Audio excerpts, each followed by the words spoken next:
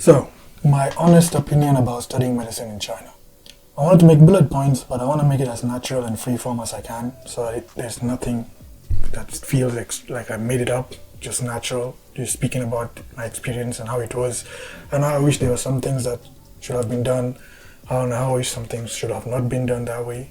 I will preface by saying this is not an advice, just my experience. You can use it and add it to your thought process and however you want. First of all, I applied in 2013, China Medical University. I graduated in 2019, so it's been 2 years now. So let's get into today's topic. Studying in China has some limitations. Now, the quality of education is good. I'm not going to take anything from that. Chinese lecturers know their stuff. But there is something that holds them back, and that is the major limitation they have, and that is language barrier. Like in my university, there were both Chinese batch and English batch. I was among the English batch. So our Chinese professors used to teach us in English. But some of them used to have an issue. And their issue was, you can see that they know their stuff. Most of them are PhD doctors. But when it came to sending their point across in English, that was their issue sometimes. Some of them just used to read the slides. Like even if you ask them questions, they will go back to the slides and answer you. While some were, they don't even care about the slides. They just come and do their thing, and you'll be like, damn, that was really good. And I think that is one of the main things, language barrier.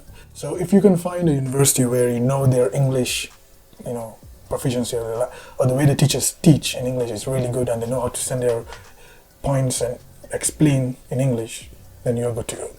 Secondly, internship. And I think that is one of the biggest thing that holds an IMG from China in many European countries, because sometimes the internship is not accepted. Though I will say, I have a friend just recently, his pre-internship from China was accepted, and he was getting his GMC for registration.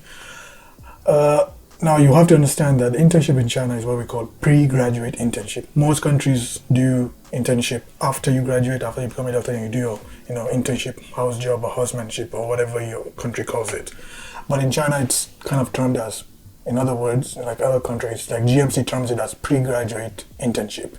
It's valid, but in China itself, because when you are doing your internship and the doctors themselves know you're not like licensed by the Chinese Medical Association or whatnot, so they kind of hold you back in some aspects.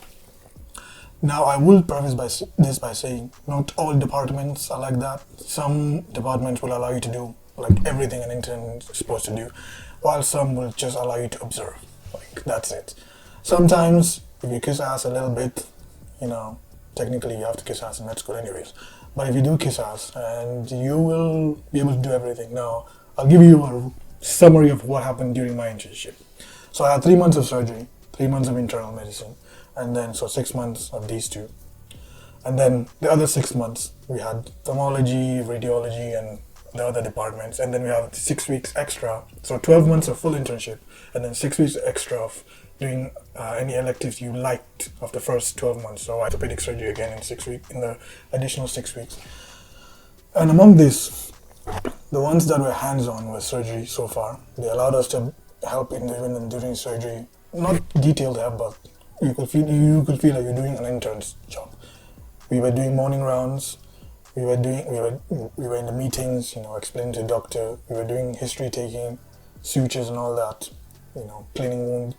Internal medicine is where they're a bit, far-fetched, and they will only allow us to observe, and one of the main issues was the language issue. In the surgical departments, the teachers were fine with us speaking in English and they will translate. So you have to find a teacher who is a consultant or a registrar or SHO who is okay with you speaking in English and them translating.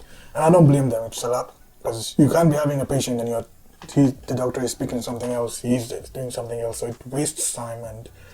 But the surgical department was a bit lenient on that, and I gave them a very good positive feedback, so they did a good job. Obs and gynae, same thing. Like, I don't remember if I spent more than 6 hours in a day in obs and gynae, because they would just tell us, come for the morning rounds. The teacher will explain what's going on with each patient. She'll tell us what she's going to do. She'll take us a few history taking, and then she'll be like, go and study. So the internship is where they were lacking, like a lot, and to be honest, as a doctor, theoretical knowledge is very different from practical knowledge. Like you could be so good in theory, but when you're doing practice, you're gonna have issues. And if you have issues, it's a whole different world doing practice. You should take that into consideration when going. I'm not deterring you from not going. You know, it's affordable to study medicine in China. So if you can't go anywhere else, I'm not stopping you from going. But if you can go somewhere in like Europe, Australia, or what any of these European countries, you get a chance, bro. Just carry your leg and go, dude. Don't. And basically, that is mostly it. I don't think there's any other thing that held me back. I think the main thing was the language barrier, and that only affects during practicals, you know, during your internship.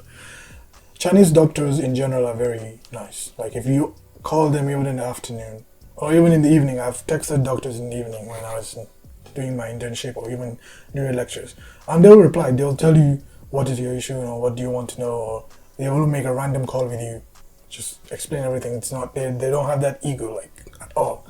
Some might do. I think during my 6 years there was only one surgeon.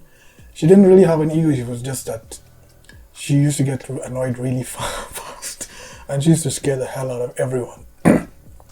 And that is basically that. So if you do want me to make a video on how to apply to medical school in China, I'll do a step-by-step simple guide. I have an easy way, because I know a lot of students have issues, because when you're applying to a country, there are so many universities, you don't know which to pick, you don't know which one is good, you don't know which one is affordable. So I do have like a secret way of making it easy where you can just do everything in one time and don't suffer yourself individually searching for each website. And yeah, that is basically my little thought and opinion on studying in China. It was generally a good experience because you tend to meet a lot of different people from different backgrounds, and you know, Chinese culture is a whole different culture from mostly everywhere in the world, so you tend to experience a new culture as well. But like I said, language is the issue. If you're lucky enough and you enter a Chinese batch, yes, then it'll be a different, because the Chinese batch were not even with us. Like the English batch had a whole different, you know, curriculum and the way they do their things. Well, the Chinese batch actually studied with the Chinese students. So, and when I mean Chinese batches, they had a 1 year of Chinese language and they studied in Chinese, while we didn't. We only had an elective Chinese where we just had to study Chinese because we were in China. And that is basically that. So if you got something from this, hey, I'll be grateful, and do subscribe, and if you have any ideas, let me know down in the comment section, and I'll see you guys next time. Peace.